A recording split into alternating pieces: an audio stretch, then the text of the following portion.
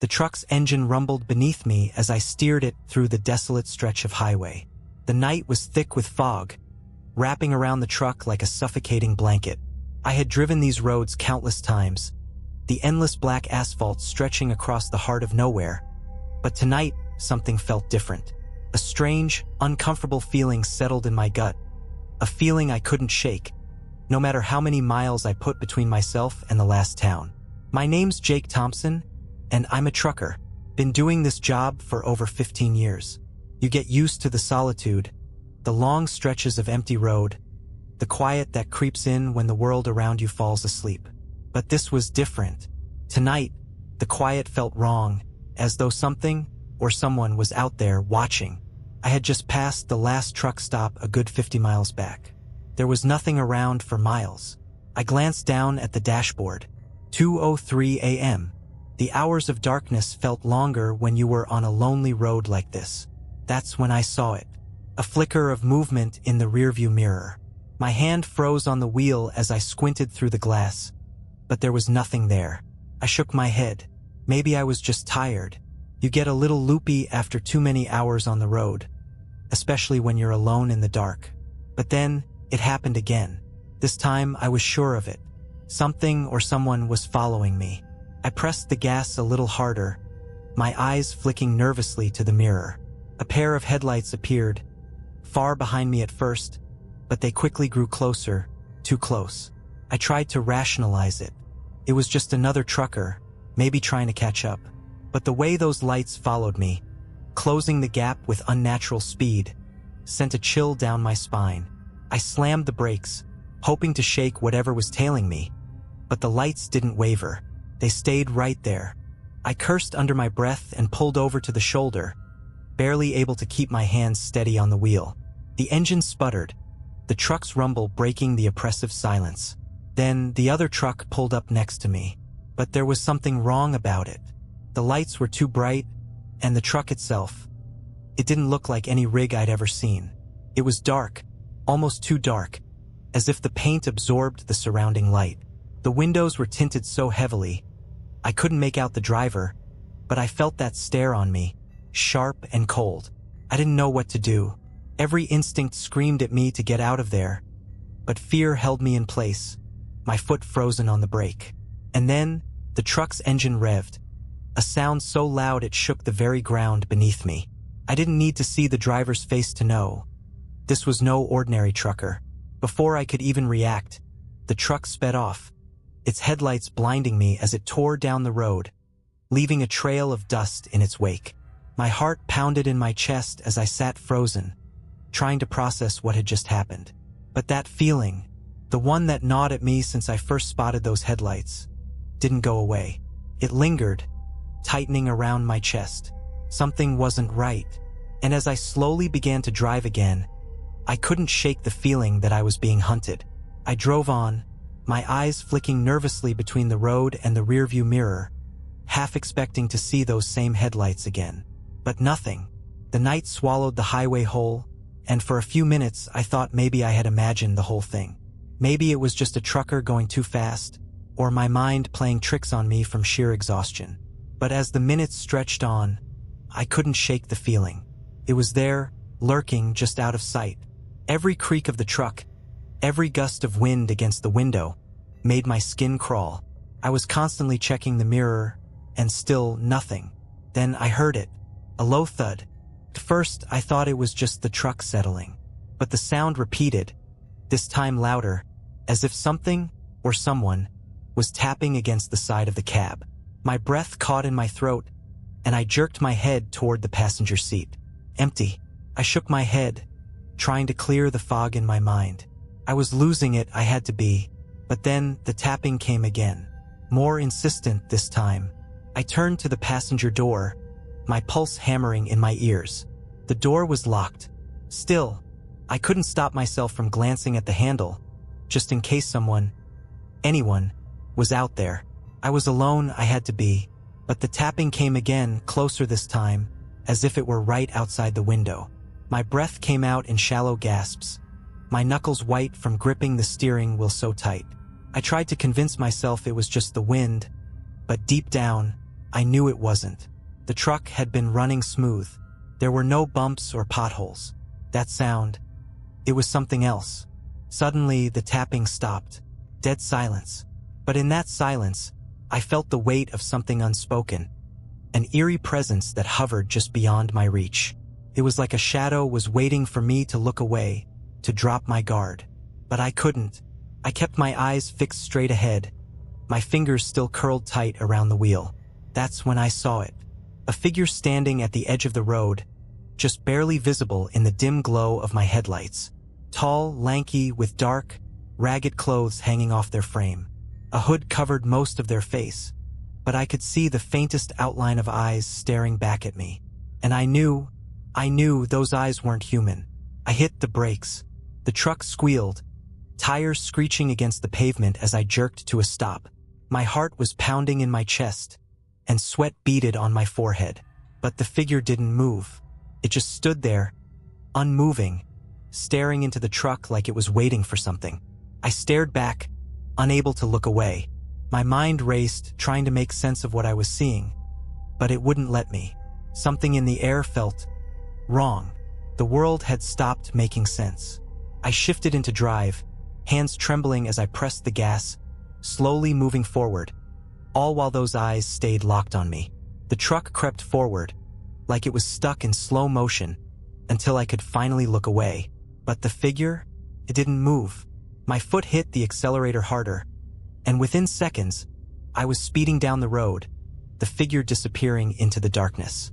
But the unease remained, gnawing at the back of my mind. It wasn't just a hallucination.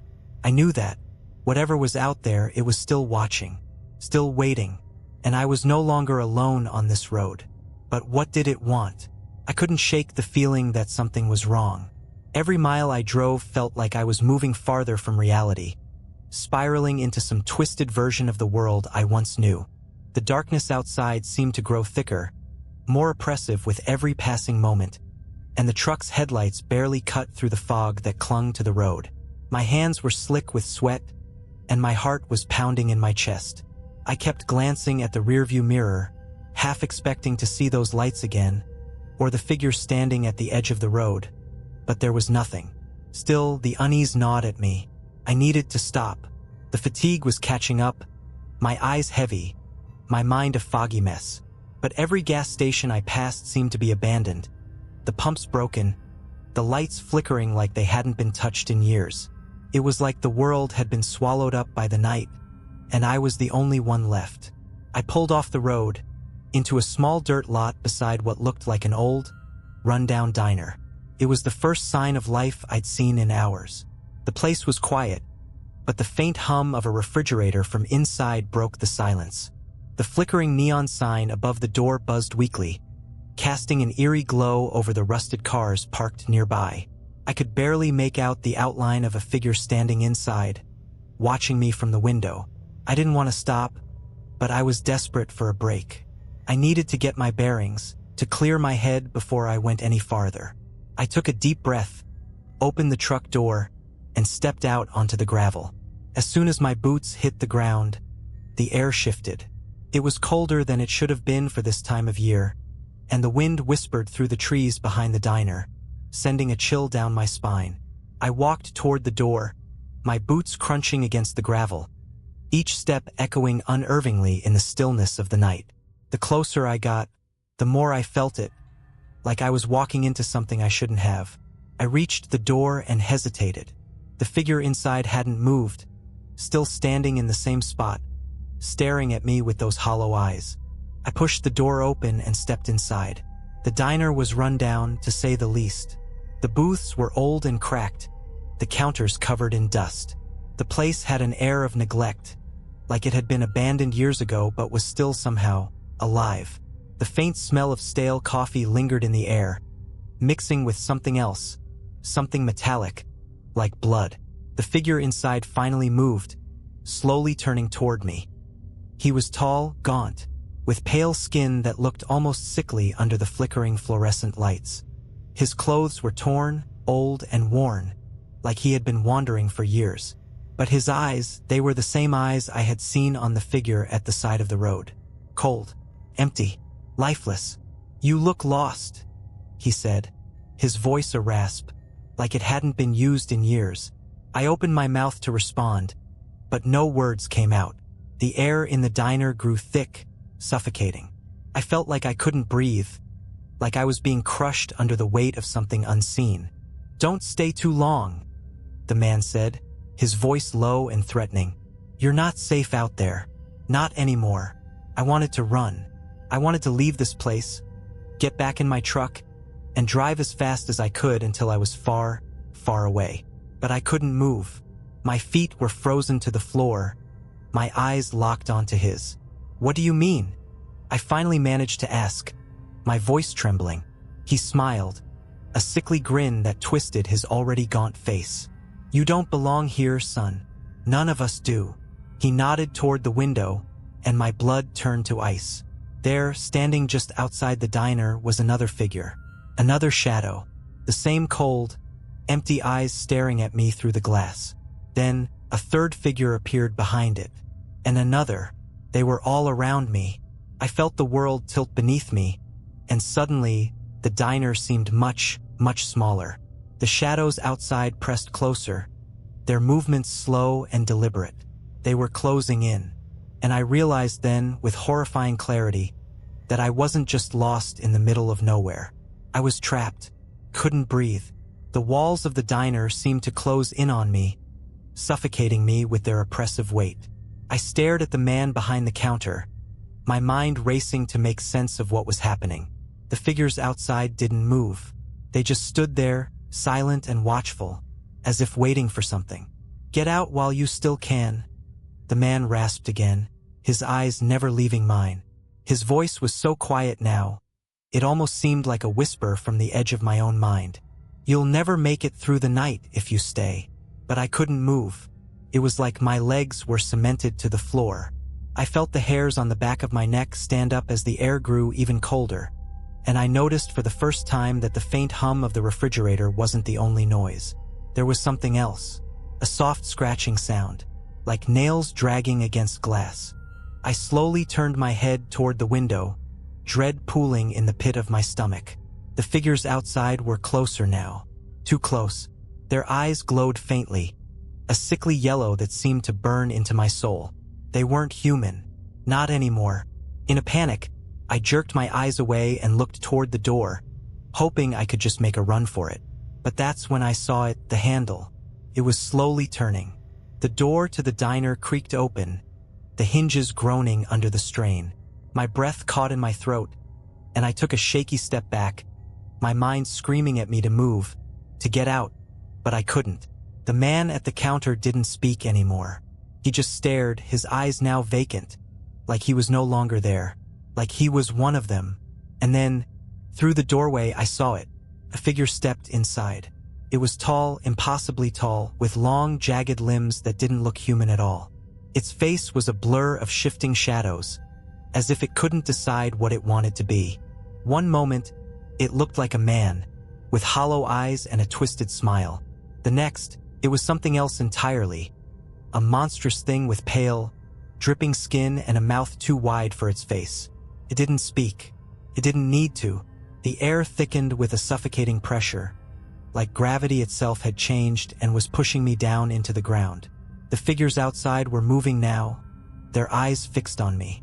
I knew they were waiting for something, for me to make the wrong move, to give in to the fear that was threatening to overtake me. I had to get out. I had to run.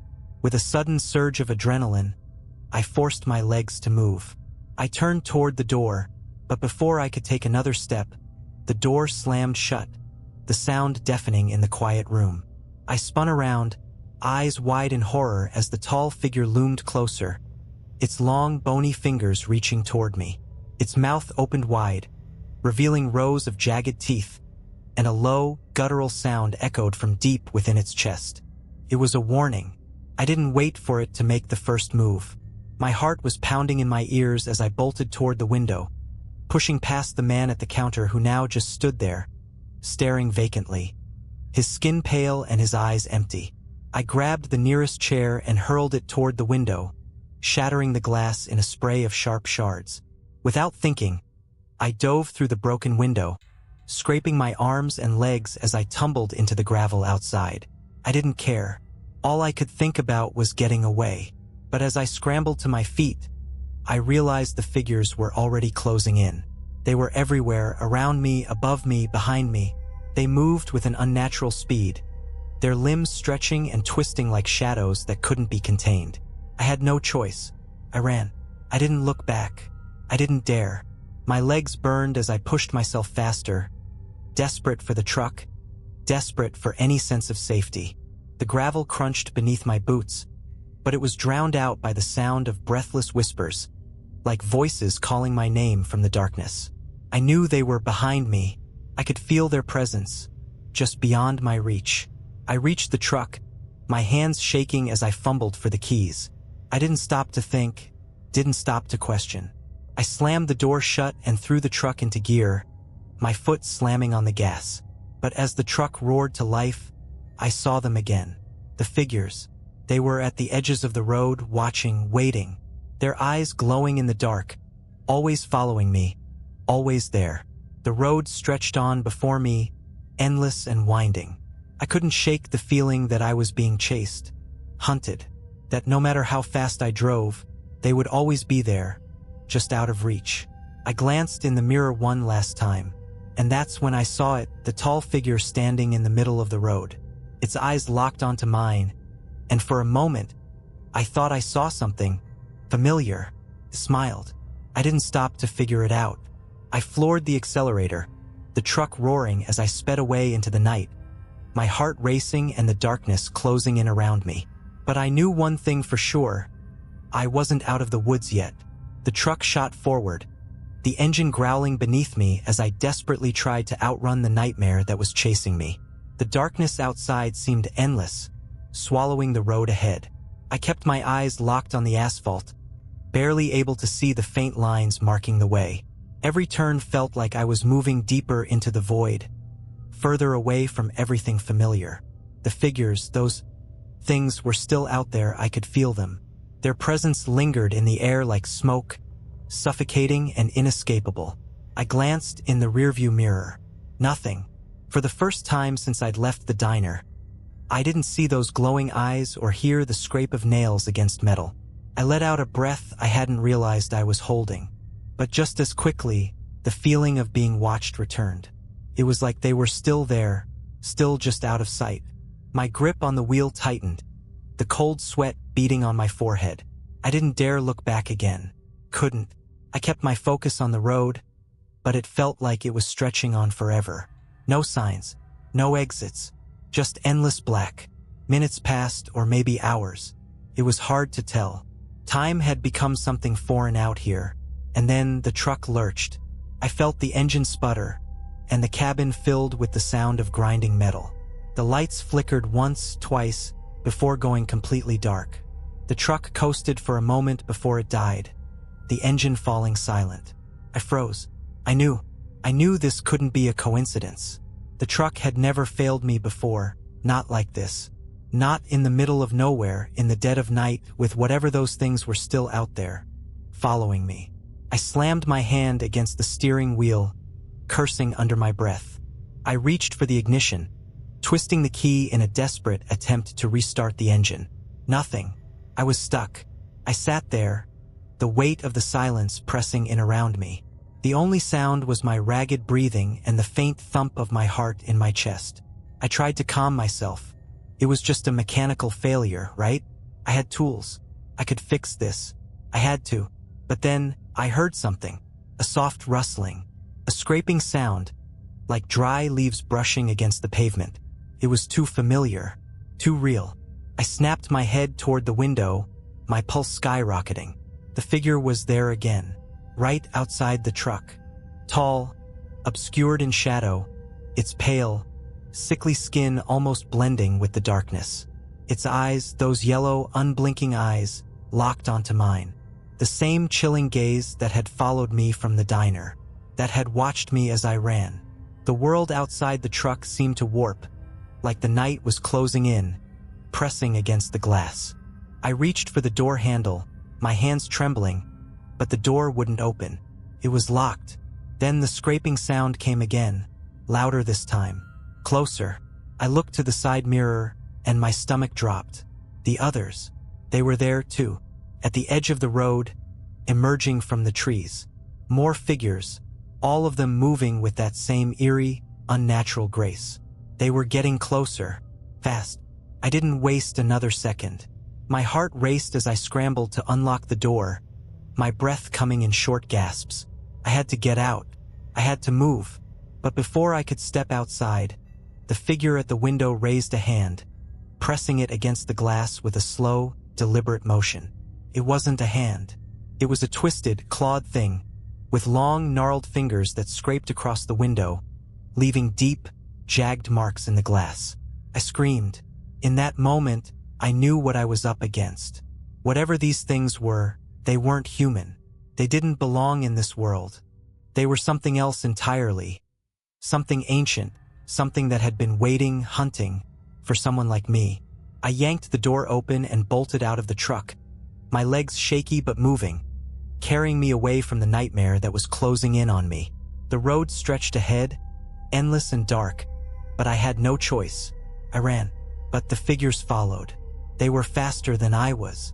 They were everywhere, all around me, their eyes glowing with hunger. I could hear their whispers now, like voices calling me from the depths of my mind. They were speaking to me, their words a soft murmur that sent chills through my spine. Come with us? I didn't stop, couldn't, but no matter how fast I ran, no matter how far I pushed myself, I could feel their presence closing in. They were getting closer, and then, in the distance, I saw it. A light, a headlight, a car, a truck. Maybe. I didn't hesitate. I ran toward it, my lungs burning, my legs ready to collapse beneath me. The figures were still behind me, but the light was getting closer. I could see it now, bright and blinding, like a beacon in the endless dark. And then, just as I reached the edge of the road, just as I was about to break free, the light flickered and vanished. The light disappeared, leaving nothing but the thick, oppressive darkness that had consumed the road. My heart pounded in my chest, a sharp, panicked rhythm that echoed in the silence around me. I stopped in my tracks, every instinct screaming at me to run, to get away. But where was I supposed to go now? The figures were closing in, faster than I could comprehend. Their eyes gleamed in the dark, their shapes twisting and warping as they came closer. There was no escape, no way out. I could feel them, their presence all around me, like a storm ready to break. I turned in a circle, desperately searching for anything that could save me. But the road stretched on in both directions, endless and empty. The trees loomed like sentinels, their shadows reaching toward me. There was nowhere to hide, nowhere to run. And that's when I saw it. A figure standing just beyond the trees. Not one of them. No, this was different. It was a man, a real man. I couldn't believe my eyes.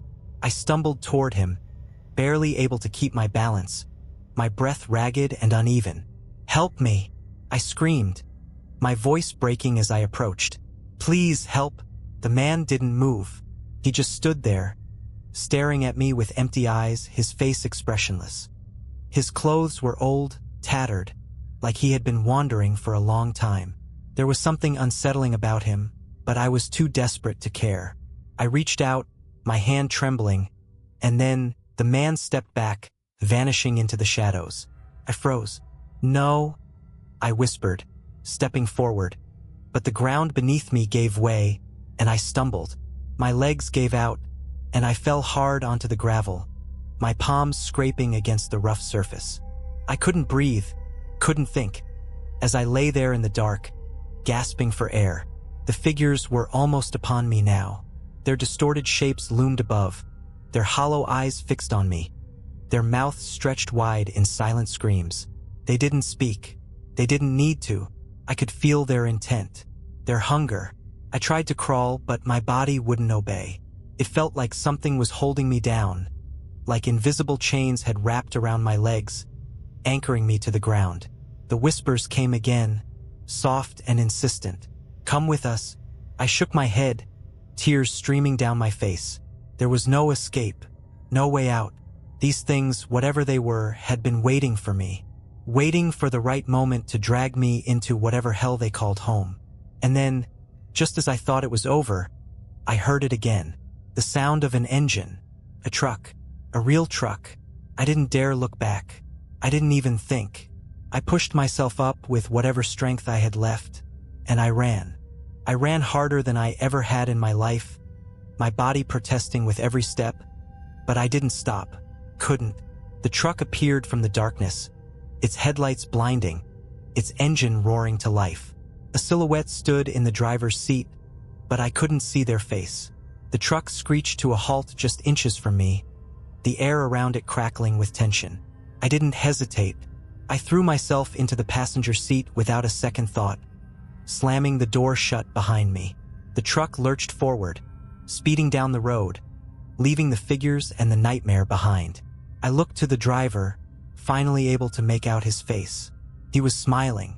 A twisted, unsettling grin stretched across his face as he glanced at me. "You made it," he said, his voice low and calm. But something about it was wrong. It sent another chill down my spine. "But you know, they don't let go that easily." I wanted to scream. I wanted to ask who he was, what was happening, but the words stuck in my throat. The truck sped down the road, faster and faster, the trees blurring by in a rush of motion. But the road didn't change. It didn't end. It went on and on. I turned to look out the window, my mind spinning, trying to make sense of what was happening. But the trees, the same trees, lined the road on both sides. The same dirt path, the same sky, the same night. The road was never going to end. I turned back to the driver, but his face had changed. It was the same twisted, hollow grin, but now it was mine. My face. He wasn't driving the truck. I was, and as I looked back at the endless road, the realization hit me like a freight train. I wasn't escaping. I was never going to escape. The road was mine now, forever, and the figures, they were still out there, watching, waiting,